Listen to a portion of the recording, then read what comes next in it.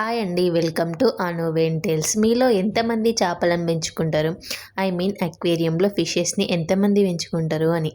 అసలు అక్వేరియం పెట్టుకుంటే ఏదైనా యూజ్ ఉందా? Let me know down in the comment section. నాకు తెలిసినంత వరకైతే మన ఇంట్లో నెగెటివ్ ఎనర్జీ తీసేస్తది అని మా ఆయన చెప్పినుండే. అది కూడా ప్రాపర్ రీజన్ అవునో కాదో నాకైతే తెలవదు. అక్వేరియం క్లీనింగ్ అయితే పెద్ద ప్రాసెస్ అనే చెప్పొచ్చు. నేను మా ఆయన అయితే ఆఫ్టర్‌నూన్ స్టార్ట్ చేసినాం క్లీనింగ్ అయితే. అది మొత్తం క్లీన్ చేసేసరికి అయితే ఆల్మోస్ట్ 6 అయింది. మా ఆయన ఒక దిక్కు అక్వేరియం గ్లాస్ క్లీన్ చేస్తుండే, నేనైతే అందులో ఉండే పెబుల్స్ క్లీన్ చేసినుండే. నాకైతే స్టార్ట్ చేసినప్పటి నుంచి ఒకటే భయం, ఫిష్ ట్యాంక్ కింద పడి పగిలిపోతుందని. నా చేతిలో నుంచి గ్లాస్ ఐటమ్స్ అయితే కింద పడి పగులుతూనే ఉంటాయి. మొత్తానికైతే సక్సెస్ఫుల్గా క్లీన్ చేసి మళ్ళీ వాటర్ పట్టి ఫిషెస్ని అయితే అందులో వేసినుండే.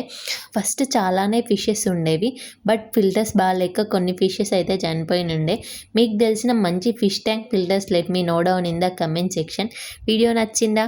నచ్చితే do like, share, comment and subscribe to Anuven tiles.